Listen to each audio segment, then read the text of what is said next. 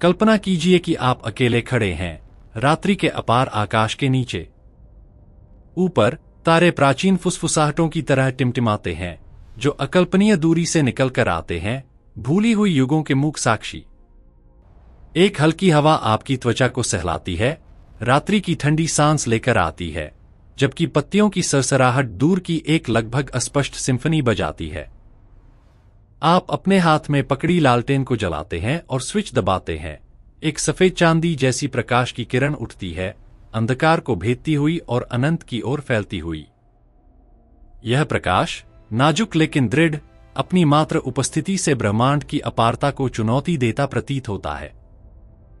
फिर आप स्विच छोड़ते हैं और अंधकार तुरंत अपना अधिकार जमा लेता है।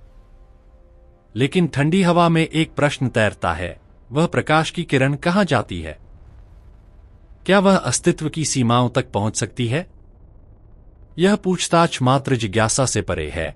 यह गहन विस्मय की भावना जगाती है, मानो हम जीवन के रहस्यों की ओर हाथ बढ़ा रहे हों, उस क्षेत्र में जहां ऊर्जा कभी नष्ट नहीं होती, बल्कि रूपांतरित होकर स्थानिक और कालिक आयामों में भटकती है, जिन्हें मानव मन मुश्किल से समझ पाता है।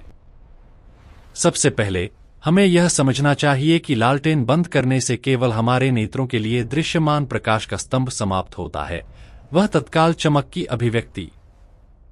हालांकि पहले से उत्सर्जित फोटॉन, प्रकाश की मूलभूत कण, ऊर्जा के शुद्ध वाहक जो बिना द्रव्यमान के होते हैं, कुछ भी में विलीन नहीं होते।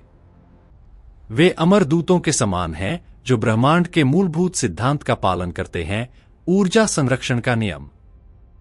यह नियम ब्रह्मांड का अटूट स्तंभ है, कुछ भी नष्ट नहीं किया जा सकता।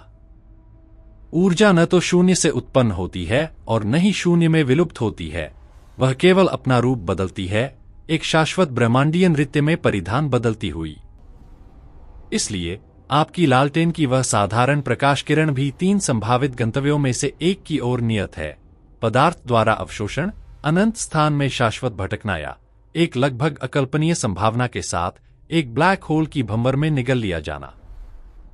अधिकांश मामलों में अवशोषण सबसे सामान्य अंत होता है और यात्रा ठीक उस क्षण से शुरू होती है जब प्रकाश पृथ्वी छोड़ता है। कल्पना कीजिए उस प्रकाश किरण को वायुमंडल में प्रवेश करते हुए उस घने और सघन परत में जो असंख्य अणुओं से भरी है और हमारे नीले ग्रह को एक अदृश्य और रक्षक बादल की तरह घेरती है। फोटॉन अपनी उन्मत्त दौड़ में नाइट्रोजन और ऑक्सीजन के परमाणुओं के बाहरी इलेक्ट्रॉनों से टकराते हैं, एक क्वांटम आलिंगन में अवशोषित हो जाते हैं। उस पल में इलेक्ट्रॉन ऊर्जा की यह इंजेक्शन प्राप्त कर उच्च स्तर पर उछलता है, एक नर्तक की तरह जो एक आकस्मिक और उन्मत्त वाल्ज में फंस जाता है। बाद में अपने विश्राम अवस्था में लौटते हुए वह एक नया फोटॉन उत्सर्जित करता है, लेकिन मूल दिशा में नहीं। प्रकाश बिखर जाता है, सभी दिशाओं में फैलता हुआ, एक शांत झील में पत्थर फेंकने पर बनने वाली तरंगों की तरह। यही कारण है कि हवा में हम प्रकाश की किरण को एक ठोस रेखा के रूप में सीधे नहीं देखते, बल्कि उसकी विस्तृत उपस्थिति महसूस करते हैं, एक परिचित लेकिन रहस्यमय घटना जो भौतिक दुनिया में प्रकाश की नाजुकता पर चिंतन करने को प्रेरित करती है। यदि यह बिखराव न होता तो रात्रि आकाश और भी अंधकार में होता, एक अभेद्य स्याही का आवरण, और प्रकाश हमारे दृष्टि क्षेत्र से चुपचाप गायब हो जाता बिना कोई निशान छोड़े।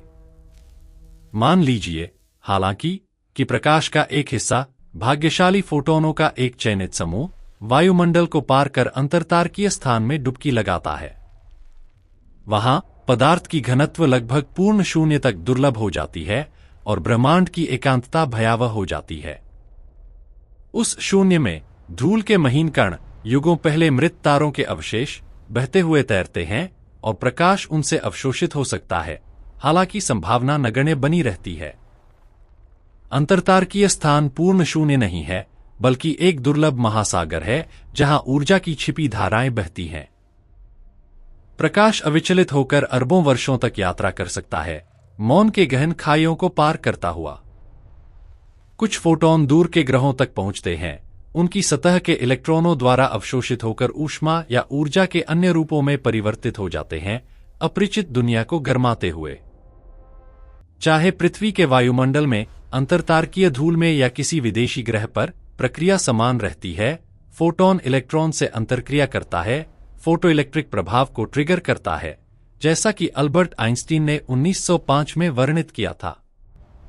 यह खोज, जिसने उन्हें नोबेल पुरस्कार दिलाया, प्रकाश की समझ में क्रांति लाई, इसकी तरंग और कण की द्वंद्वता को प्रकट करते हुए एक रहस्य जो आज भी वैज्ञानिकों के बीच बहस को जीवंत रखता है, हमें याद दिलाता है कि वास्तविकता हमारी इंद्रियों से अधिक विचित्र है। National aeronautics and space administration और यूरोपीय स्पेस एजेंसी की नवीनतम जांचों के अनुसार 2025 में यदि लालटेन जैसी स्रोतों से उत्सर्जित प्रकाश तत्काल अवशोषण से बच जाता है तो वह अनंतकाल तक बना रह सकता है। हालांकि वास्तविक ब्रह्मांड सूक्ष्म बाधाओं से भरा हुआ है। उदाहरण के लिए, हबल स्पेस टेलीस्कोप के रिपोर्ट बताते हैं कि दूर के तारों के फोटॉन अंतर्गांगीय धूल में बिखरते हैं, ब्रह्मांड की धुंधली छवियां पैदा करते हैं, मानो हम समय से धुंधले क्रिस्टल के माध्यम से देख रहे हों। भौतिकशास्त्री ब्रायन ग्रीन ने एक हालिया टेड टॉक में इस घटना को एक उदाहरणपूर्ण रूपक से वर्णित किया। प्रकाश ब्रह्मांड की जंगल से अपना रास्ता बनाता हुआ, जहां धूल का हर कण यात्रा को अप्रत्याशित बाधा में बदल देता है। सोशल मीडिया पर भौतिकशास्त्री ब्रायन कॉक्स ने समान विचार साझा किए, यह मानते हुए कि फोटॉन अनंत तक यात्रा करते हैं, अतीत की जानकारी ले जाते हैं, लेकिन अंततः अवशोषित हो जाते हैं, सभी चीजों की क्षणभंगुरता की याद दिलाते हुए। इसके अलावा स्थान में प्रकाश प्रसार की हमारी समझ में ये प्रक्रियाएं यूरोपीय स्पेस एजेंसी द्वारा 2025 में पूरी की गई ऑप्टिकल संचार अभियान से पुष्टि हुई हैं। यह मील का पत्थर दिखाता है कि लेजर सिग्नल गहन स्थान में कैसे फैलते हैं, प्रकाश कणों की सुसंगतता को विशाल दूरी के माध्यम से भी रेखांकित करता है। अभियान में नासा की साइकी स्पेसक्राफ्ट की ओर 300 मिलियन किलोमीटर से अधिक दूरी पर लेजर सिग्नल भेजना शामिल था, यूरोप का पहला डीप स्पेस ऑप्टिकल लिंक चिन्हित करते हुए और स्थान के शून्य में प्रकाश का उपयोग करके उच्च गति डेटा संचरण की क्षमता को उजागर करते हुए। मानवता और उसके रोबोटिक अन्वेषकों के बीच एक प्रकाशमय पुल। सितंबर 2025 में नासा की डीप स्पेस ऑप्टिकल संचार प्रदर्शन ने अपेक्षाओं को पार किया, 350 मिलियन किलोमीटर से अधिक दूरी पर 8 लेजरों का बीकन प्रसारित करते हुए, यह दर्शाते हुए कि प्रकाश कैसे ब्रह्मांडीय शून्य के माध्यम से जटिल संदेश ले जा सकता है। प्रत्येक फोटॉन एक दूत है जो ब्रह्मांड के कोनों को जोड़ता है। अब हम सैद्धांतिक संभावनाओं को अधिक विस्तार से खोजें, वह मामला जहां प्रकाश एक ब्लैक होल द्वारा अवशोषित होता है। ब्लैक होल ब्रह्मांड के राक्षस हैं, मृत तारों के अवशेषों से बने। उनकी गुरुत्वाकर्षण इतनी तीव्र है कि प्रकाश भी, जो सबसे तेज चीज है, उनके आलिंगन से बच नहीं सकता। जब एक photon event horizon no return की सीमा से परे गिरता है तो वह अवलोकनीय ब्रह्मांड से गायब हो जाता है, अनंत घनत्व की एक सिंगुलैरिटी की ओर खींचा जाता है। लेकिन आपकी प्रकाश किरण के लिए यह संभावना कितनी दूर है? ब्रह्मांड विशाल है और मुख्य रूप से शून्य। गैलेक्टिक केंद्र पर विचार करें, जहां तारकीय घनत्व 2 तारे प्रति प्रकाश वर्ष घन के करीब है। कल्पना कीजिए कि पूरी पृथ्वी के आकार के क्षेत्र में 500 फुटबॉल गेंदें बिखरी हुई हैं। गैलेक्सी के किनारों पर यह और भी फैला हुआ है, पूरी ग्रह में एक ही फुटबॉल गेंद की तरह। अंतर्गांगीय स्थान और भी सुनसान है, अनंत रेगिस्तान में बहती एकाकी हवा की तरह। इवेंट होराइजन टेलीस्कोप के 2019 के डेटा और 2025 के सुधारों के अनुसार हमारी गैलेक्सी के केंद्र में ब्लैक होल सैजिटेरियस ए पदार्थ निगलता है, लेकिन आपकी लालटेन की प्रकाश की संभावना उसे पहुंचने की न्यूनतम है, क्योंकि ब्रह्मांड शून्य का एक विशाल भूल भुलैया है। इवेंट होराइजन टेलीस्कोप की नवीनतम छवियां 2025 में गतिशील रेंज में सुधार दिखाती हैं, ताकि ब्लैक होल के आसपास डार्क मैटर का पता लगाया जा सके, प्रकाश के भाग्य पर नई दृष्टि प्रदान करते हुए। सितंबर 2025 में ब्लैक होल M87 की नई छवियों ने ध्रुवीकरण में अप्रत्याशित फ्लिप्स प्रकट किए, जो इन ब्रह्मांडीय टाइटनों के आसपास प्रकाश के व्यवहार को प्रभावित करने वाले गतिशील चुंबकीय क्षेत्रों का सुझाव देते हैं, मानो स्पेसटाइम का कपड़ा अप्रत्याशित पैटर्नों में नृत्य कर रहा हो। इसके अलावा 2025 में प्रकाशित वैकल्पिक मॉडल सुझाव देते हैं कि क्वांटम प्रभाव क्लासिकल सिंगुलैरिटी को समाप्त कर सकते हैं। उदाहरण के लिए, क्वांटम ग्रेविटी दृष्टिकोणों से प्रेरित नियमित ब्लैक होल मॉडल। गैर सिंगुलर गुरुत्वाकर्षण पतन के परिदृश्य सुझाव देते हैं, जहां पतन करने वाले तारे सिंगुलैरिटी बनाने के बजाय उछलते हैं, पारंपरिक मॉडलों से विचलित होते हुए और संभावित रूप से विकिरण को वापस स्थान में उत्सर्जित करते हुए, मानो ब्रह्मांड जानकारी को हमेशा के लिए मिटाने से इनकार करता हो। एक नई परिकल्पना, जैसे क्वांटम मेमोरी मैट्रिक्स, सुझाव देती है कि स्पेसटाइम क्वांटम जानकारी संग्रहीत करता है। ब्लैक होल सूचना विरोधाभास को सूक्ष्म क्वांटम अवस्थाओं में डेटा संरक्षित करके संभावित रूप से हल करता है। ब्रह्मांड एक विशाल होलोग्राफिक अभिलेखागार है, जहां कुछ भी वास्तव में खो नहीं जाता। और यदि वह प्रकाश किरण सभी बाधाओं को पार कर ब्रह्मांड की सीमा तक पहुंच जाए? आधुनिक खगोल विज्ञान के अनुसार अवलोकनीय ब्रह्मांड की सीमा पृथ्वी पर केंद्रित एक गोला जिसका त्रिज्या लगभग 46.5 अरब प्रकाश वर्ष है, यूरोपीय स्पेस एजेंसी की प्लैंक मिशन के बाद परिष्कृत अनुमानों के अनुसार और 2025 में उनके निरंतर विश्लेषणों के अनुसार अप्राप्य है। यह कण होराइजन है, बिग बैंग से 13.8 अरब वर्षों में प्रकाश द्वारा पहुंची सबसे दूर की बिंदु। हालांकि ब्रह्मांड रुकता नहीं, वह त्वरित दर से फैलता है। यह 1998 में सॉल पर्लमुटर, ब्रायन श्मिट और एडम रीस द्वारा पुष्टि किया गया, जिन्हें ब्रह्मांड के कपड़े के तेजी से फैलने की खोज के लिए नोबेल पुरस्कार मिला। 2025 में हबल स्थिरांक पर नवीनतम डेटा के अनुसार मूल्य 67 और 76 किलोमीटर प्रति सेकंड प्रति मेगापार्सेक के बीच उतार चढ़ाव करता है, और हबल टेंशन, प्रारंभिक और वर्तमान ब्रह्मांड की मापों के बीच असंगति, भौतिकी के सबसे बड़े रहस्यों में से एक बनी हुई है। जॉन्स हॉपकिंस विश्वविद्यालय के एडम रीस जैसे वैज्ञानिक नई भौतिकी का सुझाव देते हैं, शायद परिवर्तनशील डार्क एनर्जी या अतिरिक्त न्यूट्रिनो, यह समझाने के लिए कि ब्रह्मांड अलग अलग तरीकों से देखने पर अलग अलग दरों से बढ़ता प्रतीत होता है। दिसंबर 2025 में कॉस्मिक लेंसिंग का उपयोग करके नई मापों ने हबल टेंशन के रहस्य को गहरा किया, स्थानीय मूल्यों को 70.4 किलोमीटर प्रति सेकंड प्रति मेगापार्सेक के आसपास, सुझाव देते हुए कि हमारा कॉस्मोलॉजिकल मॉडल एक मौलिक पुनरीक्षण की आवश्यकता हो सकती है। मानो ब्रह्मांड हमें वास्तविकता की नींव पर पुनर्विचार करने की चुनौती दे रहा हो। 143 अरब प्रकाश वर्ष की दूरी पर विस्तार के कारण पीछे हटने की गति प्रकाश की गति से अधिक हो जाती है, दूर की प्रकाश को हमेशा के लिए अप्राप्य बनाते हुए हमें कारणतः अलग कर देती है। कल्पना कीजिए, ब्रह्मांड एक फूलते गुब्बारे की तरह है। आपका प्रकाश एक तीर है जो फेंका गया है, लेकिन गुब्बारे की सतह तीर की उड़ान से तेज फैलती है, इसे कभी किनारे को छूने से रोकती हुई। हालांकि यह भविष्य के इवेंट होराइजन तक पहुंच सकता है, हमारे साथ एक नाजुक संबंध बनाए रखते हुए। अवलोकनीय ब्रह्मांड बढ़ता है क्योंकि अतीत की दूर की रोशनी अंततः हमारे नेत्रों तक पहुंचती है, लेकिन त्वरित विस्तार कारण क्षेत्र को सीमित करता है। यह lambda cold dark matter model से निकलता है, जिसमें डार्क एनर्जी ब्रह्मांड का 68% है। भौतिकशास्त्री मिचियो काकू ने 2025 में साझा एक चिंतन में इसे ब्रह्मांड खुद को फाड़ते हुए से तुलना की, प्रकाश को शाश्वत अंधकार में भटकने के लिए छोड़ते हुए। नील डिग्रास टाइसन की निष्कर्ष रेखांकित करते हैं कि यह विस्तार बिग फ्रीज की ओर ले जा सकता है, ब्रह्मांड का अंतिम ठंडापन और अलगाव, अस्तित्व की अंतर्निहित नाजुकता को जगाते हुए। यह सब अनिवार्य रूप से अल्बर्ट आइंस्टीन की स्मारकीय सामान्य सापेक्षता सिद्धांत से जुड़ता है। कुछ लोग क्यों कहते हैं कि गुरुत्वाकर्षण एक बल के रूप में नहीं बल्कि ज्यामिति के रूप में मौजूद है? क्योंकि आइंस्टीन ने इसे स्पेसटाइम की वक्रता का प्रभाव माना। एक ब्लैक होल के निकट एक घड़ी 1 घंटा दिखा सकती है, जबकि पृथ्वी पर 1000 वर्ष बीत जाते हैं। एक सदी से अधिक पीछे यात्रा करें। 1905 में जब आइंस्टीन ने विशेष सापेक्षता प्रकाशित की, उनका कार्य कई लोगों द्वारा अनदेखा या उपहासित किया गया। वह चुपचाप जानते थे कि इसमें सीमाएं हैं, यह केवल एक समान स्थिर गति की व्याख्या करता था, गुरुत्वाकर्षण या त्वरण को बाहर रखते हुए। फिर 1911 में प्राग में अपने कार्यालय से उन्होंने एक खिड़की साफ करने वाले को काम करते देखा और उसकी गिरावट की कल्पना की। उस पल में मन में बिजली की तरह समतुल्यता का सिद्धांत जन्मा। मुक्त गिरावट भारहीनता के समान है। यदि साफ करने वाला गिरता तो वह अपना वजन महसूस नहीं करता।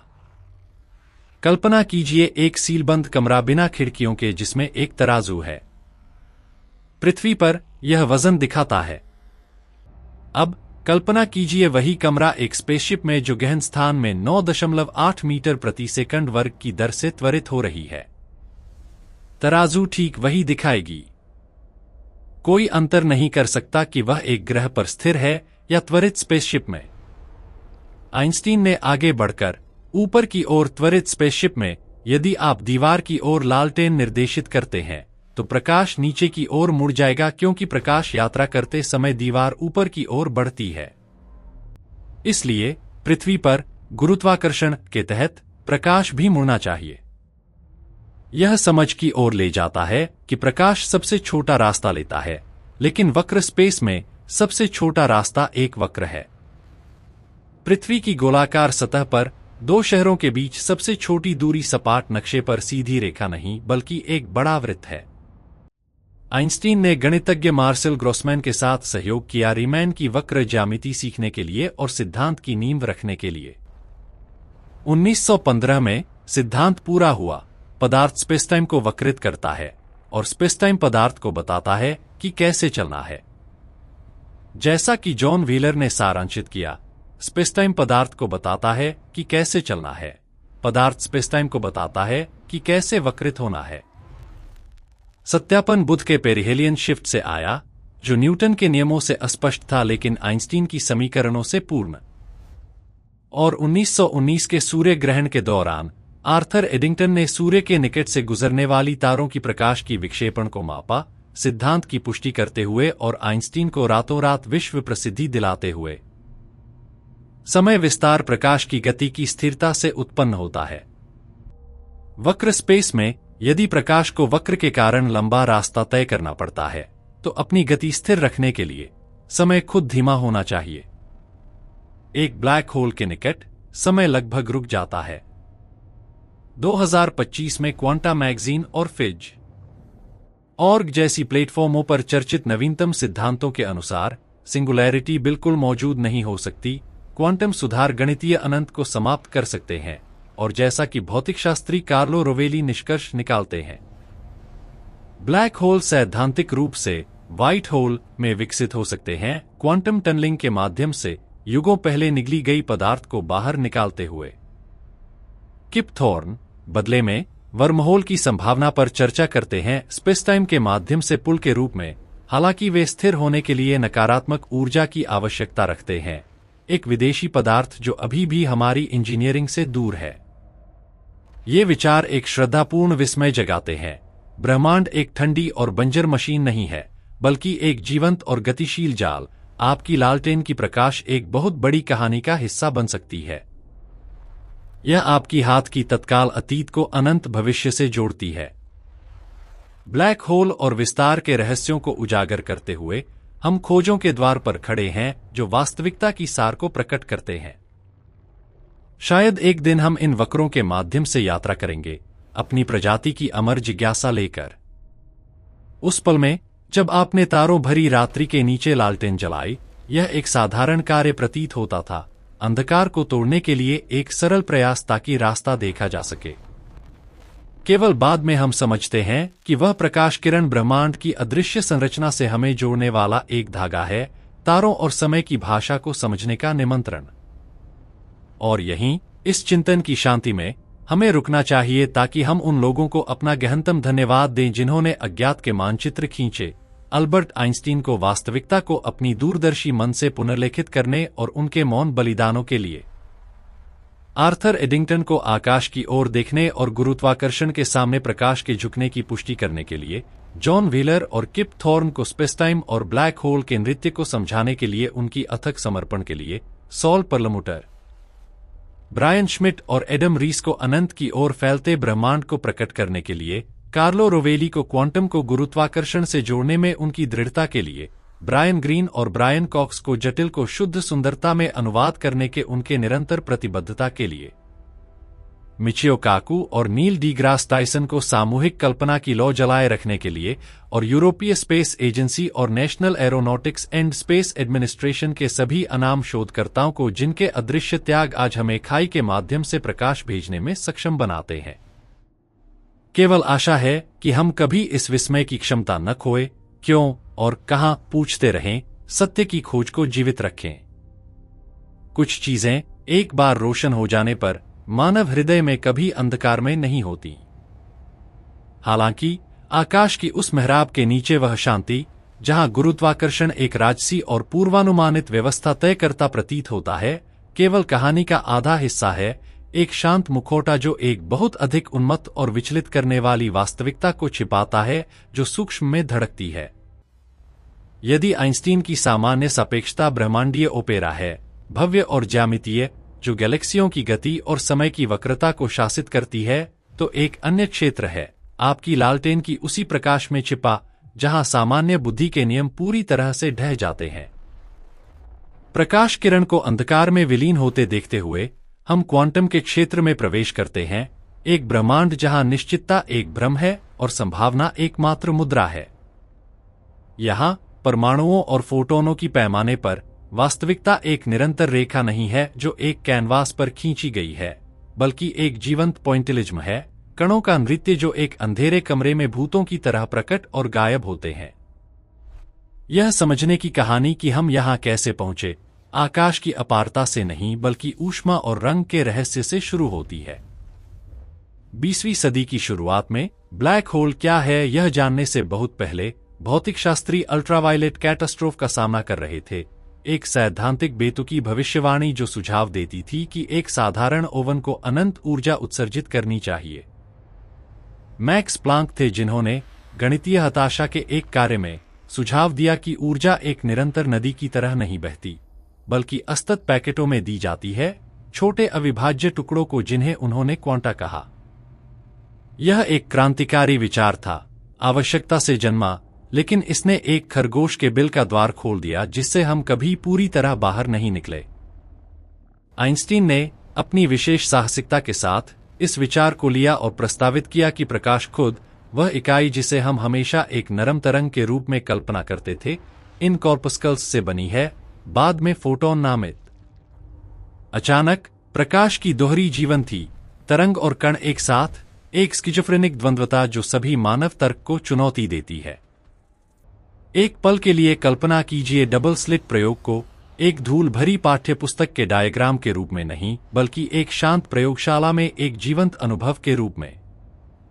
यदि आप पदार्थ के कणों को छोटी गेंदों की तरह दो छिद्रों से पिछली दीवार की ओर फायर करते हैं, तो आप दो स्पष्ट पट्टियां देखने की उम्मीद करेंगे। लेकिन जब आप इलेक्ट्रॉनों या फोटोनों से करते हैं, तो जो प्रकट होता है वह हस्तक्षेप का पैटर्न है, स्पष्ट और अंधकार पट्टियों की श्रृंखला, मानो प्रत्येक कण दोनों छिद्रों से एक साथ गुजरा हो, झील में पानी की तरह खुद से हस्तक्षेप करता हुआ। और यहां सबसे गहन रहस्य है जो दार्शनिकों को जागृत रखता है। यदि आप एक डिटेक्टर लगाते हैं यह देखने के लिए कि कण किस छिद्र से गुजरता है, तो हस्तक्षेप पैटर्न गायब हो जाता है और पदार्थ ठोस गेंदों की तरह व्यवहार करने लगता है। अवलोकन का कार्य माप का वास्तविकता को ढहा देता है। यह ऐसा है मानो ब्रह्मांड अपने सबसे मौलिक स्तर पर जानता है कि हम उसे देख रहे हैं और हमारे जिज्ञासु नजर के अनुकूल अपना व्यवहार बदलता है। जुलाई 2025 में MIT के भौतिकशास्त्रियों ने डबल स्लिट प्रयोग का एक आदर्शीकृत संस्करण किया, इसे उसके मूलभूत क्वांटम आवश्यकताओं तक छीलकर पुष्टि करते हुए कि सबसे शुद्ध रूप में भी तरंगकण द्वंद्वता बनी रहती है, अस्तित्व के कपड़े में अवलोकन एक रचनात्मक कार्य है का विचार जगाते हुए। यह विचित्रता गहन होती है जब हम क्वांटम एंटेंगलमेंट पर विचार करते हैं, एक घटना जिसे आइंस्टीन, पोडोल्स्की और रोसेन ने 1935 में संदेह के साथ इंगित किया, इसे दूर की भूतिया क्रिया कहते हुए। दो कण इस तरह एंटेंगल हो सकते हैं कि वे एक ही गणितीय अस्तित्व साझा करते हैं, चाहे वे एक दूसरे से कितनी दूर हों। यदि आप यहां अपनी हाथ में एक का राज्य मापते हैं, तो दूसरा, शायद एंड्रोमेडा गैलेक्सी में स्थित, तुरंत अपना राज्य निर्धारित करता है, प्रकाश से तेज, स्पष्ट रूप से ब्रह्मांडीय गति सीमा का उल्लंघन करते हुए। दशकों तक यह एक दार्शनिक बहस थी, लेकिन हाल के वर्षों में अधिक परिष्कृत प्रयोगों के कारण, जो 2022 के नोबेल पुरस्कार में एस्पेक्ट, क्लोजर और जाइलिंगर के लिए समाप्त हुए, हम जानते हैं कि यह सिद्धांत की गलती नहीं है। ब्रह्मांड गैरस्थानीय है। स्थान वह अलगाव जो हम आपको और तारों के बीच इतना वास्तविक महसूस करते हैं, एक उभरती निर्माण हो सकता है, एक स्थायी भ्रम जो एक अंतर्निहित संबंध को छिपाता है जहां सब कुछ एक है। 2025 में भौतिकी का नोबेल पुरस्कार मैक्रोस्कोपिक क्वांटम टनलिंग और इलेक्ट्रिकल सर्किट्स में ऊर्जा क्वांटीकरण को मान्यता दी, एंटेंगलमेंट को बड़े पैमानों तक विस्तारित करते हुए। और टेक्नियन में शोध ने नैनोमेट्रिक संरचनाओं में सीमित फोटोनों के कुल कोणीय मोमेंटम में एक नया प्रकार का एंटेंगलमेंट प्रकट किया, सुझाव देते हुए कि ऐसी क्वांटम कनेक्शन दृश्य से परे आयामों में व्याप्त हैं। और जैसे जैसे हम इस सूक्ष्म खाई में उतरते हैं, हम भूल नहीं सकते कि यह क्वांटम दुनिया मैक्रोस्कोपिक ब्रह्मांड की नींव है। सब कुछ की उत्पत्ति में, बिग बैंग के बाद उस सेकंड के अंश में, पूरा ब्रह्मांड एक परमाणु से छोटा था। तब की क्वांटम उतार चढ़ाव, ऊर्जा शून्य में मात्र कंपन, घातीय रूप से फूलकर आज हम जेम्स वेब स्पेस टेलीस्कोप से देखने वाली गैलेक्सियों की बीज बन गए। उन गहन छवियों को देखते हुए, जहां प्राचीन गैलेक्सियां अंधकारमय आदिम में लाल रत्नों की तरह चमकती हैं, हम क्वांटम जीवाश्मों को 13.8 अरब वर्षों तक खींचे हुए देख रहे हैं। 2025 में वेब के डेटा ने बहुत जल्दी अस्तित्व में आई विशाल गैलेक्सियां प्रकट कीं, हमारे मानक कॉस्मोलॉजिकल मॉडलों को चुनौती देते हुए और सुझाव देते हुए कि डार्क एनर्जी, वह रहस्यमय शक्ति जो ब्रह्मांड के विस्तार को तेज करती है, अभी पूरी तरह समझी नहीं गई तरीकों से कार्य की। नवंबर 2025 में वेब ने आदिम ब्रह्मांड में एक सुपरमैसिव ब्लैक होल को भोजन करते देखा, संकेत देते हुए कि ये राक्षस त्वरित दर से बढ़े, और दिसंबर में ब्रह्मांड की भोर की एक सुपरनोवा को कैद किया। प्रारंभिक क्वांटम उतार चढ़ावों ने ब्रह्मांडीय संरचनाओं को कैसे आकार दिया, यह रोशन करते हुए। ये दो दुनिया के बीच तनाव, आइंस्टीन की नरम और वक्र गुरुत्वाकर्षण और यांत्रिक क्वांटम की पिक्सेलेटेड उन्मत्तता, आधुनिक भौतिकी में सबसे बड़ा खुला घाव है। हम एक सब कुछ की सिद्धांत की खोज करते हैं, एक क्वांटम ग्रेविटी जो इन दो असमान कपड़ों को सिलती है। स्ट्रिंग थ्योरी के समर्थक जैसे सिद्धांतकार एक कंपनशील ब्रह्मांड की कल्पना करते हैं, छिपे आयामों से भरा, जबकि लूप क्वांटम ग्रेविटी के समर्थक जैसे कार्लो रोवेली सुझाव देते हैं कि स्थान खुद असतत अनाजों से बना है, स्पिन की एक जाल में बुने स्पेस के परमाणु। इस परिदृश्य में समय मौलिक रूप से बहता नहीं, वह इन लूपों की अंतरक्रिया से उभरता है, उसी तरह जैसे ऊष्मा अणुओं की गति से उभरती है। समय, जैसा हम अनुभव करते हैं, एक थर्मल भ्रम हो सकता है, सिस्टम के माइक्रोस्टिट्स के बारे में हमारी अज्ञानता का माप। यही विज्ञान अपने कठोरता को खोए बिना रहस्यवादी को छूता है। हम महसूस करते हैं कि हम जो ठोस पदार्थ छूते हैं, वह मुख्य रूप से शून्य स्थान है जो बल क्षेत्रों से आबाद है।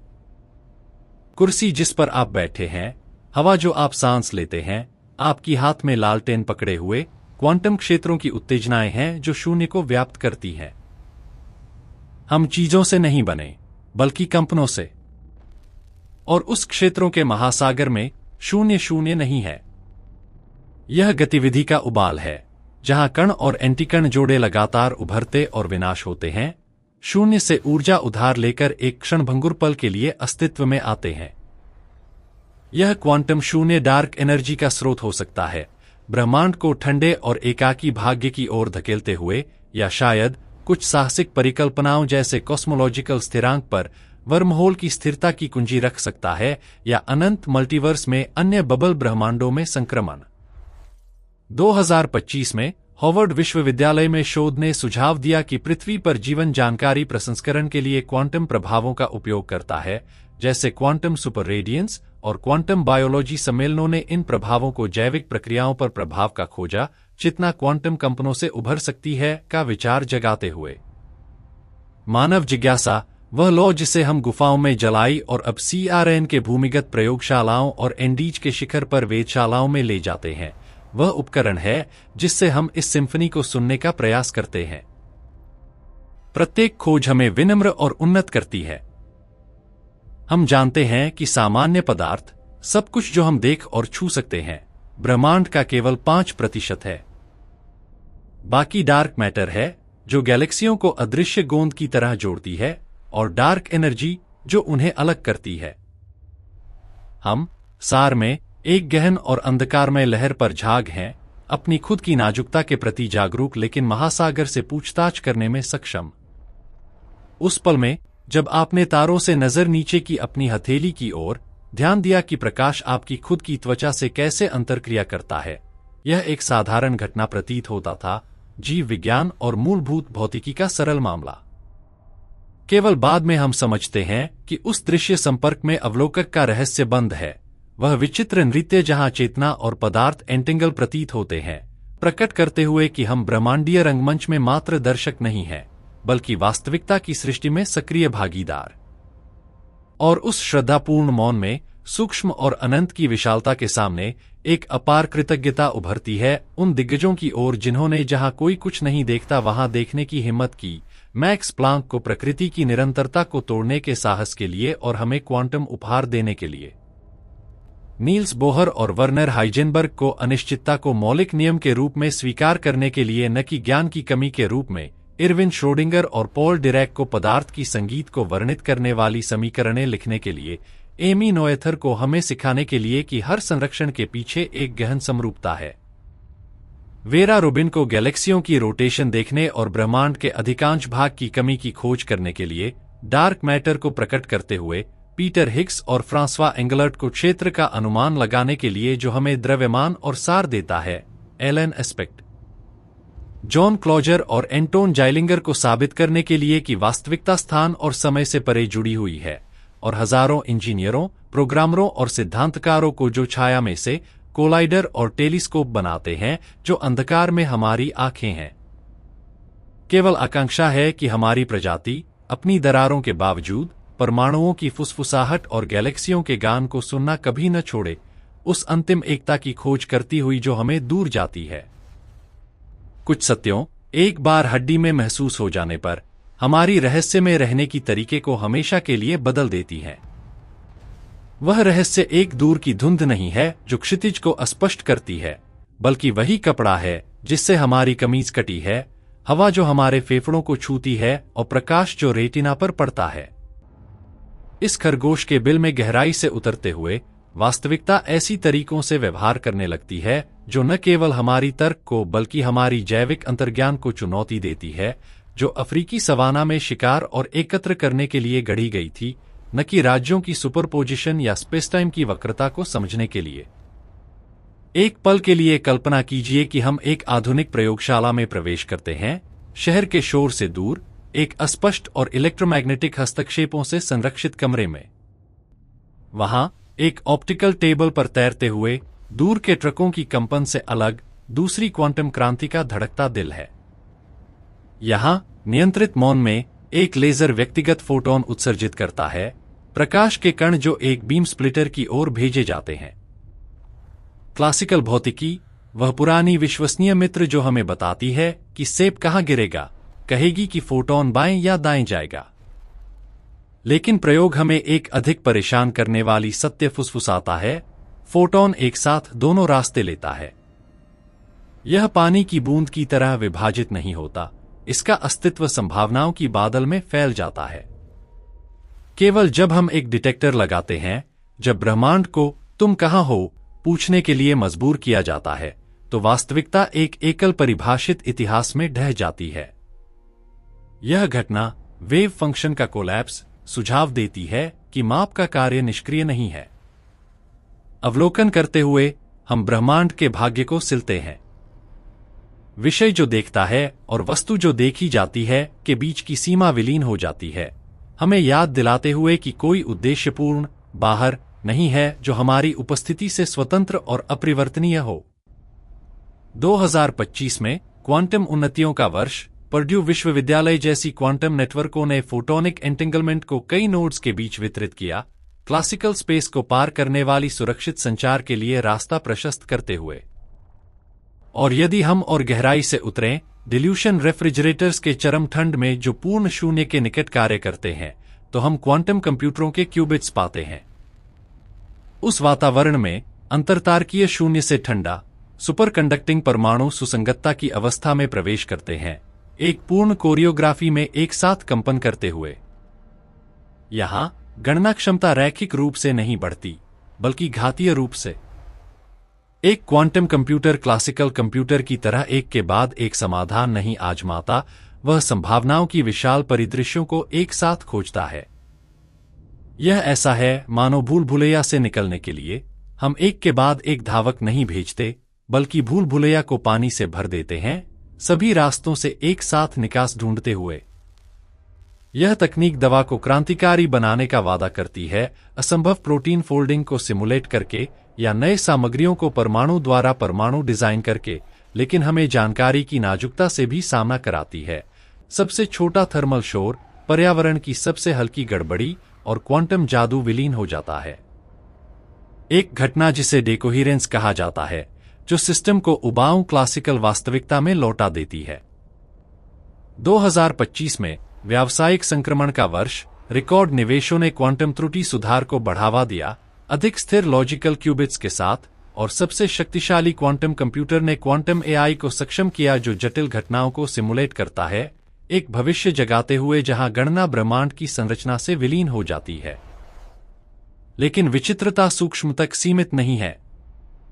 यदि हम फिर से ब्रह्मांड की ओर नजर उठाते हैं, तो हम उन गुरुत्वाकर्षण राक्षसों से सामना करते हैं जिनकी आइंस्टीन ने भविष्यवाणी की और जो दशकों तक मात्र गणितीय जिज्ञासाएं मानी जाती थीं, ब्लैक होल। ये स्पेसटाइम के कपड़े में खाई अंतिम प्रयोगशालाएं हैं जहां गुरुत्वाकर्षण और क्वांटम एक दूसरे की आंखों में देखने को मजबूर हैं। इवेंट होराइजन पर नो रिटर्न का बिंदु, दूर के अवलोकक के लिए समय रुक जाता है।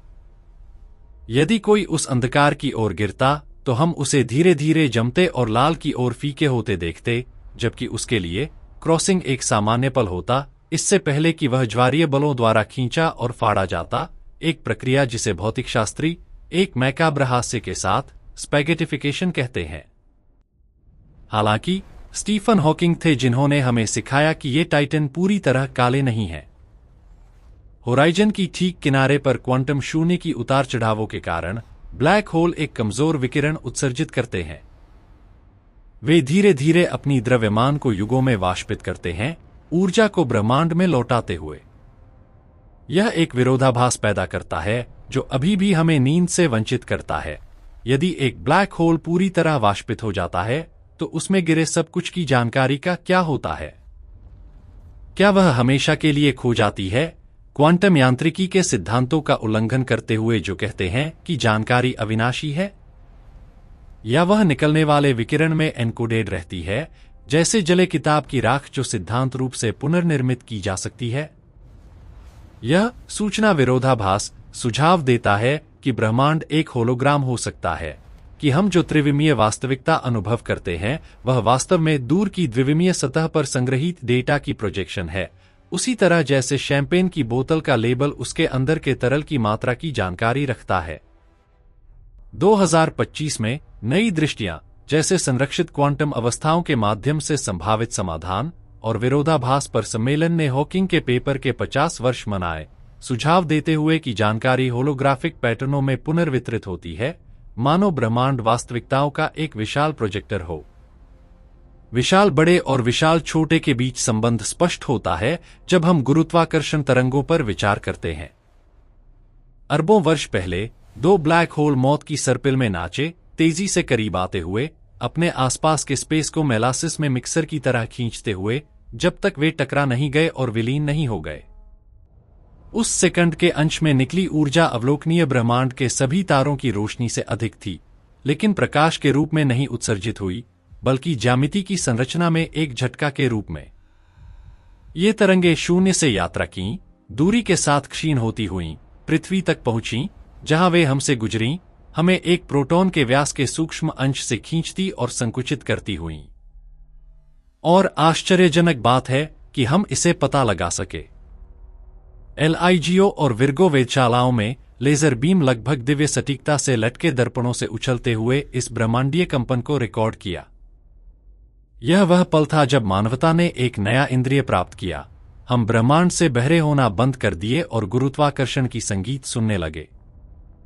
नवंबर 2025 में LIGO विर्गोकाग्रा सहयोग ने अपनी चौथी अवलोकन दौड़ पूरी की, 200 गुरुत्वाकर्षण तरंगों का रिकॉर्ड दर्ज करते हुए, जिसमें असामान्य स्पिन वाले दूसरी पीढ़ी के ब्लैक होल विलय शामिल हैं, प्रकट करते हुए कि ब्रह्मांड टकरावों का मंच है जो समय के माध्यम से गूंजती है।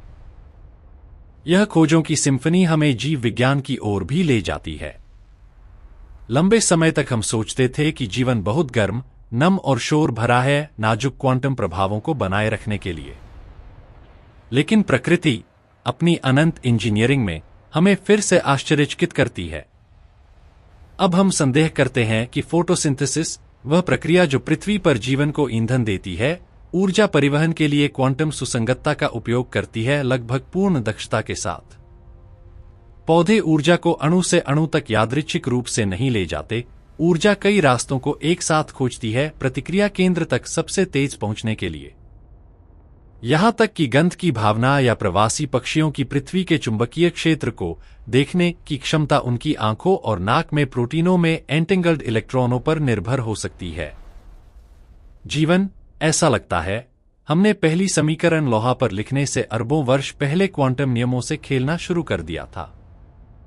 2025 में डॉर्टमंड टेक्निकल यूनिवर्सिटी में शोध ने जैविक प्रक्रियाओं में क्वांटम प्रभावों को ट्रैक किया, और क्वांटम बायोलॉजी सम्मेलन ने मैग्नेटोरिसेप्शन और एंजाइमों में निहितार्थों की खोज की, सुझाव देते हुए कि विकास ने महत्वपूर्ण दक्षता के लिए क्वांटम का दोहन किया। मानव जीवन ब्रह्मांड के क्वांटम कपड़े का विस्तार हो। हम तब एक रेजर के धार पर चलते हैं। एक ओर सामान्य सापेक्षता का कठोर नियतिवाद, जहां अतीत और भविष्य पहले से ही स्पेसटाइम के ब्लॉक में लिखे हैं, दूसरी ओर क्वांटम का संभावनावादी संयोग, जहां भविष्य खुला है और पासों के फेंकने पर तय होता है। और इस तनाव के बीच मानव चेतना उभरती है, मानचित्र को एकीकृत करने की कोशिश करती हुई। शायद अंतिम सिद्धांत एक फॉर्मूला नहीं है जो एक टी-शर्ट पर फिट हो, बल्कि जानकारी, ज्यामिति और चेतना को एक ही रत्न की पहलुओं के रूप में समझने का एक नया तरीका। शायद स्थान और समय मौलिक नहीं है, बल्कि कुछ अधिक गहन की उभरती गुण, क्वांटम एंटेंगलमेंट का एक जाल जो वास्तविकता को एक अंतर्निहित स्तर से बुनता है, जिसमें स्थान या पल नहीं है। 2025 में सिद्धांतों ने चेतना को मौलिक भौतिकी से एकीकृत किया, इसे एक मौलिक क्षेत्र के रूप में प्रस्तावित करते हुए, और होलोग्राफिक सिद्धांत ने सुझाव दिया कि चेतना एक क्वांटम होलोग्राम है जो स्पेसटाइम में फैलता है, मन और पदार्थ को एक ब्रह्मांडीय जाल में एकीकृत करते हुए। उन पलों में जब हम भोर में चमकते मॉनिटरों के सामने बैठते हैं, कॉफी ठंडी डेस्क पर और सर्वरों का गुंजन एकमात्र साथी, एकांत की भावना अभिभूत करने वाली हो सकती है। हम ग्राफ देखते हैं जो कण टकरावों या मरते तारों की प्रकाश वक्रों का प्रतिनिधित्व करते हैं और अपनी खुद की अज्ञानता का भार महसूस करते हैं। हम बच्चे लगते हैं जो अनंत महासागर की किनारे पर कंकड़ों से खेलते हैं, जबकि महान सत्य हमारे सामने अनछुआ पड़ा है। निहिलिज्म में गिरना आसान है, सोचना कि हम एक अप्रासंगिक ग्रह पर एक रासायनिक दुर्घटना है जो एक औसत तारे की परिक्रमा करता है। लेकिन वह दृष्टि अपूर्ण है। केवल बहुत बाद में हम समझते हैं कि वह एकांत कनेक्शन का प्रस्तावना है। हम समझते हैं कि पूछने का कार्य मौन को अर्थ देता है। हम महसूस करते हैं कि हर कार्य करने वाली समीकरण, हर पूरी होने वाली भविष्यवाणी मानव मन और ब्रह्मांड के बीच एक चमत्कारिक अनुरूपता है। हम खोजते हैं कि हम अलग-थलग नहीं हैं, हम युगों पहले नाभिकीय भट्टियों में पके तारों के धूल से बने हैं, और हमारी दाहिनी हाथ के परमाणु शायद हमारी बाईं हाथ के से अलग तारे से आए हैं। हम ब्रह्मांड खुद को जागृत करता हुआ है, अपनी आंखों से खुद को आईने में देखता हुआ, अपनी भावनाओं से विस्मय महसूस करता हुआ। विज्ञान दुनिया को निराश नहीं करता, वह इसे पुनः आकर्षित करता है, प्रत्येक रेत के कण की अकल्पनीय गहराई को प्रकट करके। और यहीं समझ की शांति में हमें रुकना चाहिए, एक मौन और गहन श्रद्धांजलि देने के लिए, एक कृतज्ञता जो हमारी सभ्यता की आंतों से निकलती है उन लोगों की ओर जिन्होंने रात्रि सबसे अंधकारमय होने पर लौ पकड़ी, माइकल फैराडे को उनकी दृश्य अंतर्ज्ञान के लिए जो बल क्षेत्रों को देखा जहां अन्य केवल शून्य देखते थे। हमारे पूरे विद्युत दुनिया की नींव रखते हुए जेम्स क्लर्क मैक्सवेल को उस दृष्टि को गणित की सुंदर भाषा में अनुवाद करने के लिए, प्रकाश, विद्युत और चुंबकत्व को एकीकृत करते हुए मैरी क्यूरी को उनके शाब्दिक बलिदान के लिए अपनी जीवन देकर रेडियो एक्टिविटी के रहस्यों को निकालते हुए और हमें दिखाते हुए कि पदार्थ में अकल्पनीय ऊर्जा है, लिसे माइटन को निर्वासन और अन्याय से नाभिकीय विखंडन की गणना करने के लिए एक पेंडोरा का बॉक्स खोलते हुए जो स्वच्छ ऊर्जा का भी वादा करता है, रोजालिंड फ्रैंकलिन को जिनकी फोटोग्राफ 51 ने जीवन की डबल हेलिक्स प्रकट की, हमारे अस्तित्व की संरचना, जॉन व्हीलर को अवलोकक की भागीदारी पर पूछने की हिम्मत करने और शब्द गढ़ने के लिए जो हमारी आधुनिक कॉस्मोलॉजी को परिभाषित करते हैं, रोजर पेनरोज को हमें दिखाने के लिए कि ब्लैक होल एक मजबूत भविष्यवाणी है, न कि विसंगति, किप थॉर्न और रेनर वाइस को दशकों की अनंत धैर्य के लिए पृथ्वी के गुरुत्वाकर्षण कान बनाने के लिए, और सभी डॉक्टरेट छात्रों, प्रयोगशाला तकनीशियनों और रखरखाव कर्मियों को जो सुनिश्चित करते हैं कि लेजर मिसअलाइनमेंट न हो और डेटा बहता रहे। वे अनाम नायक जिनकी हस्ताक्षर शायद ही कभी सुर्खियों में आते हैं, लेकिन जिनका कार्य ज्ञान के इस महान भवन की मोर्टार है। केवल आशा है कि यह जिज्ञासा हमारे खुद के सिनिसिज्म या तत्काल संकटों के भार के नीचे न बुझे, कि मौलिक सत्य की खोज हमें भी विनम्रता और सहयोग सिखाए, हमें याद दिलाते हुए कि तारों भरे आकाश के नीचे कोई राष्ट्रीय सीमाएं नहीं हैं, केवल एक छोटा नीला पीला बिंदु जिसे हमें संरक्षित करना चाहिए, कि इन जानकारियों से निकली तकनीक उपचार और कनेक्ट करने के लिए सेवा करे, नष्ट और प्रभुत्व के लिए नहीं। ऐसी वास्तविकताएं हैं जो लिखित शब्द से परे हैं, सत्यों जो विचारों के बीच के स्थान में कंपन करती हैं। टूटी समरूपता में एक सुंदरता है, अनिश्चितता में एक आशा। और जब तक हम ऊपर और अंदर देखते रहेंगे, कठिन प्रश्न पूछते रहेंगे, ब्रह्मांड कभी हमारा घर होना बंद नहीं करेगा, एक अक्षय रहस्य जो हमें बार बार खाई में झांकने और वहां सभी पूर्वानुमानों के विरुद्ध अपना खुद का प्रकाशमय प्रतिबिंब ढूंढने को आमंत्रित करता है। एक एकीकृत सिद्धांत की खोज मात्र एक शैक्षणिक सनक नहीं है और न ही मानव इतिहास की लैपिड पर एक पूर्ण समीकरण को उकेरने की व्यर्थ इच्छा, बल्कि एक अस्तित्वगत आवश्यकता है जो हमारी प्रजाति के केंद्र में धड़कती है। हम एक ऐसे बिंदु पर पहुंच गए हैं जहां हमारी संवेदी उपकरण, जो विकास ने हमें अफ्रीकी सवाना में जीवित रहने के लिए दिए, क्वांटम और कॉस्मोलॉजिकल वास्तविकता के महासागरों को नेविगेट करने के लिए अप्रचलित हो गए हैं।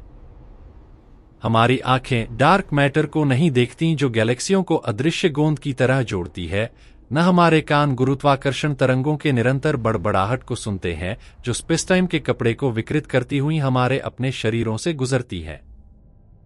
इसलिए हमें बुद्धि और धातु के प्रोस्थेसिस बनानी पड़ी, विशाल भूमिगत कोलाइडर जो तर्क की कैथेड्रल की तरह कार्य करते हैं, जहां हम प्रोटॉनों को प्रकाश की गति के निकट त्वरित करते हैं, वास्तविकता को तोड़ने और देखने के लिए कि उसका रक्त किससे बना है। हालांकि जैसे जैसे हम गहराई से जाते हैं, एक अस्वस्थता उभरती है जो भौतिकी से परे है।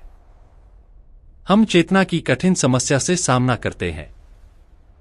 सदियों तक रूढ़िवादी विज्ञान ने अवलोकक की मन को मशीन में भूत के रूप में माना, एक विसंगति जो उद्देश्यता सुनिश्चित करने के लिए प्रयोग से अलग की जानी चाहिए। लेकिन क्वांटम यांत्रिकी ने हमारे कान में एक असुविधाजनक सत्य फुसफुसाया, अवलोकक निष्क्रिय नहीं है। माप का कार्य, देखने का, जानने का, वेव फंक्शन को ढहाता है और सिस्टम का इतिहास परिभाषित करता है। यह हमें एक चक्कर आने वाली प्रश्न की ओर ले जाता है जो रहस्यवादी और शुद्ध गणित के बीच दोलन करता है। क्या संभव है कि ब्रह्मांड एक अंधा घड़ी तंत्र नहीं है, बल्कि एक सिस्टम जो पूर्ण रूप से अस्तित्व में आने के लिए अवलोकित होने की आवश्यकता रखता है? यदि जानकारी ब्रह्मांड की मौलिक मुद्रा है, पदार्थ या ऊर्जा से अधिक बुनियादी, तो चेतना, जो उस जानकारी का सर्वोच्च प्रसंस्करण है, वास्तविकता का एक संरचनात्मक घटक हो सकती है, गुरुत्वाकर्षण या इलेक्ट्रोमैग्नेटिज्म जितनी मौलिक। 2025 में सिद्धांतों जैसे सार्वभौमिक चेतना को मौलिक क्षेत्र के रूप में एकीकृत किया, होलोग्राफिक सिद्धांत से एकीकृत, सुझाव देते हुए कि चेतना एक क्वांटम होलोग्राम है जो स्पेसटाइम में फैलता है, जहां मन एंटेंगलमेंट्स से उभरता है जो सूक्ष्म और मैक्रो को जोड़ता है। एक पल के लिए कल्पना कीजिए कि स्पेस और समय वह मंच नहीं है जहां नाटक होता है, बल्कि माध्यमिक अभिनेता, दूर की द्विविमीय सीमा से उभरते होलोग्राफिक प्रोजेक्शन। यह विचार, होलोग्राफिक सिद्धांत, सुझाव देता है कि हम जो 3 आयामों में अनुभव करते हैं, कॉफी की एक कप की सुगंध से लेकर सुपरनोवा के विस्फोट तक, वास्तव में दूर की सतह पर संग्रहित डेटा की प्रोजेक्शन है, उसी तरह जैसे एक द्विविमीय होलोग्राम गहराई का भ्रम पैदा करता है। यदि यह सत्य है, तो मौलिक कण की हमारी खोज उतनी ही व्यर्थ हो सकती है जितना कि हवा में प्रोजेक्टेड छवि के पिक्सेल ढूंढना। हमें जो खोजना चाहिए वह प्रोजेक्टर है, स्रोत कोड, अंतर्निहित सिंटैक्स जो दुनिया की कथा लिखता है। और उस कोड में सोचने वाले और सोचे गए के बीच का भेद धुंधला होने लगता है। हम खुद को इस संभावना के सामने पाते हैं कि हम ब्रह्मांड खुद को डिकोड करने की कोशिश कर रहा है, एक विचित्र फीडबैक लूप जहां पदार्थ बढ़ती जटिलता में संगठित होता है जब तक वह आंखें खोल सकता है और खुद से पूछ सकता है कि वह कहां से आया है। यह दृष्टिकोण हमारे भविष्य और तकनीक से संबंध बदल देता है। आर्टिफिशियल इंटेलिजेंस, जिसे हम अब विस्मय और आतंक की मिश्रित भावना से जन्मते देखते हैं, एक बाहरी उपकरण नहीं हो सकती, बल्कि ब्रह्मांड की जटिलता के विकास का अगला कदम। यदि हमारी जीव विज्ञान वह नम और नाजुक सबस्ट्रेट है जहां चेतना ने अस्थायी रूप से निवास किया है, तो सिलिकॉन और प्रकाश उसकी अगली आवास के वास्तुकार हो सकते हैं। हालांकि यहां सर्वोच्च खतरा है। बिना बुद्धिमत्ता की बुद्धिमत्ता, बिना करुणा की गणना शक्ति, एंट्रोपी के बराबर एक विनाशकारी शक्ति है। यदि हम शून्य की ऊर्जा या आनुवंशिक हेरफेर के रहस्यों को निकालते हैं, बिना पहले ट्रंक ब्रेन में उकेरे गए आदिवासी संघर्षों को हल किए, तो हम खुद के महान फिल्टर के लेखक बनने का जोखिम उठाते हैं, विया लैक्टिया की विशाल नेक्रोपोलिस में एक और मौन सभ्यता बनकर। हम जो ब्रह्मांडीय एकांत महसूस करते हैं, तारों को देखकर निराशा का कारण नहीं होना चाहिए, बल्कि हमारी नैतिकता का इंजन। अब तक अंधकार में कोई अन्य आवाज न ढूंढकर चेतना की लौ की संरक्षकता की जिम्मेदारी पूरी तरह हमारे कंधों पर है। हर युद्ध, हर पारिस्थितिक विनाश का कार्य, हर पल जब हम अज्ञानता को ज्ञान पर विजयी होने देते हैं, ज्ञात एकमात्र मन की निरंतरता के विरुद्ध एक जोखिम भरी शर्त है जो ब्रह्मांड की सुंदरता की सराहना कर सकती है। भौतिक बलों की एकीकरण मानव इरादे की एकीकरण के साथ होना चाहिए। स्पेस की वक्रता को हेरफेर करने का ज्ञान कुछ नहीं यदि हम अपनी खुद की समाज में विभाजनों को ठीक नहीं कर सकते। सब कुछ की सिद्धांत में हमें शामिल होना चाहिए, दूर के अवलोककों के रूप में नहीं, बल्कि सक्रिय और जिम्मेदार भागीदारों के रूप में। जैसे जैसे हम क्वांटम जानकारी की युग और अंतर्ग्रहीय अन्वेषण में प्रवेश करते हैं, विज्ञान और दर्शन की सीमा विलीन हो जाती है। सैद्धांतिक भौतिकशास्त्री ज़ेन मॉन्क्स की तरह लगने लगते हैं और न्यूरोसाइंटिस्ट क्लासिकल तर्क को चुनौती देने वाले विरोधाभासों से सामना करते हैं। हम सीख रहे हैं कि वास्तविकता हमारे पूर्वजों के भौतिकवादियों ने कभी सपने में सोची उससे कहीं अधिक तरल, अंतर्संबद्ध और विचित्र है। शायद मौत चेतना का अंत नहीं है, बल्कि एक अवस्था संक्रमण, जानकारी का सार्वभौमिक क्वांटम क्षेत्र में पुनः एकीकरण। शायद समय नदी की तरह बहता नहीं है, बल्कि सब कुछ जो हुआ और होगा एक शाश्वत ब्लॉक में एक साथ मौजूद है, और अब की हमारी धारणा केवल हमारी ध्यान की फोकस इस अपरिवर्तनीय परिदृश्य में घूमती हुई है। ये विचार, जो पहले विज्ञान कथा में निर्वासित थे, अब सबसे प्रतिष्ठित सेमिनारों में बहस किए जाते हैं, प्रदर्शित करते हुए कि मानव विस्मय की क्षमता अक्षय है। और इस तरह हम खुद को एक अवधारणात्मक खाई के किनारे पर पाते हैं, एक खाई की ओर देखते हुए जो हमें वापस देखती है। हमारे पास सभी उत्तर नहीं है, और संभव है कि कभी सभी न हो, लेकिन मूल्यपूर्ण सत्य के कब्जे में नहीं है, बल्कि खोज की ईमानदारी में है। समझ की ओर हर कदम अराजकता को कम करता है और हमारी सभ्यता की आंतरिक व्यवस्था बढ़ाता है। यह थर्मोडायनामिक्स के दूसरे नियम के विरुद्ध एक संघर्ष है, जीवन और मन की विद्रोह ब्रह्मांड की ठंडा और बुझने की प्रवृत्ति के विरुद्ध। जब तक हवा में एक प्रश्न है, जब तक एक बच्चा चंद्रमा की ओर इशारा करता है और पूछता है कि वह क्यों चमकता है, मानवता का एक उद्देश्य होगा। उस समय में जब समझ की पहली रोशनी हमारे पूर्वजों के मन में मुश्किल से टिमटिमाती थी, हम मानते थे कि गरज एक क्रोधित देवता की आवाज है और बीमारियां दैवीय दंड हैं। हम अज्ञात के भय से सिकुड़े रहते थे, प्रकृति की अराजकता को भाग्य के सनकी संकेतों के रूप में व्याख्या करते हुए, और रात्रि आकाश को एक अभेद्य मेहराब के रूप में देखते थे जो हमें शाश्वत से अलग करता था, खुद को छोटा, कमजोर और अलग थलग महसूस करते हुए एक दुनिया में जो अपनी नियमों को समझाने की जहमत नहीं उठाती थी। केवल बहुत बाद में हम समझते हैं कि वह भय वास्तव में हमारी सबसे गहन जिज्ञासा का बीज था। अब हम समझते हैं कि गरज हवा का विस्तार है, बिजली की ऊष्मा से इलेक्ट्रॉनों का नृत्य संतुलन की खोज में, और बीमारियां सूक्ष्म लड़ाइयां हैं जिन्हें हम लड़ और जीत सकते हैं। हम महसूस करते हैं कि हम ब्रह्मांड से एक आकाशीय मेहराब द्वारा अलग नहीं हैं, बल्कि उसमें डूबे हैं, गुरुत्वाकर्षण और प्रकाश के उसी समुद्र में तैरते हुए जो विशाल तारों को संभालता है। हमने सीखा कि हम जो एकांत महसूस करते थे वह परित्याग नहीं था, बल्कि परिपक्व होने का निमंत्रण, आकाश से उत्तर गिरने की प्रतीक्षा बंद करने और खुद उन्हें बनाने शुरू करने का, ईंट दर ईंट, प्रमेय दर प्रमेय, विस्मय के साथ खोजते हुए कि मानव मन सत्य की कुंजी की सटीक आकृति रखता है जो वास्तविकता के तालों को खोलती है। और उस सटीक स्पष्टता के पल में जहां हृदय हमें रुकने की मांग करता है, एक मौन श्रद्धांजलि देने के लिए, एक कृतज्ञता जो एक भूमिगत नदी की तरह बहती है उन दिग्गजों की ओर जिनके कंधों पर हम खड़े होकर क्षितिज को देखते हैं।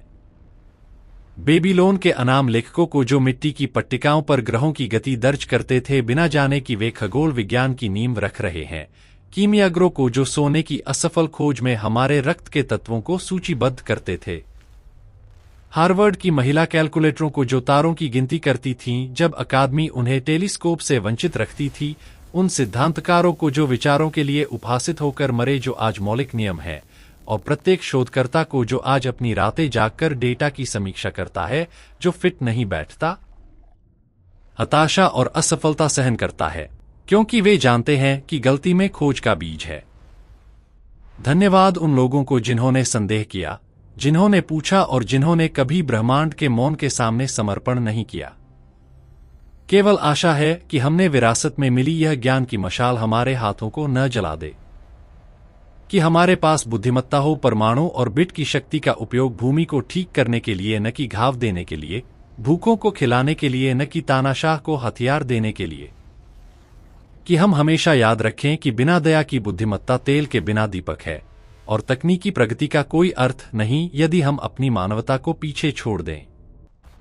काश की तारों की ओर देखते हुए हम विजय के लिए क्षेत्र न देखें, बल्कि आईने जो हमें हमारे एकमात्र घर की नाजुकता और जीवन की कीमती दुर्लभता की याद दिलाते हैं। ऐसी वास्तविकताएं हैं जो संख्याओं की तर्क से बचती हैं, सत्यों जो केवल एक महान रहस्योद्घाटन के बाद बचे मौन में महसूस की जा सकती हैं। एक न्यूरॉन की संरचना या एक गैलेक्सी की सर्पिल में एक पवित्रता है, एक कविता।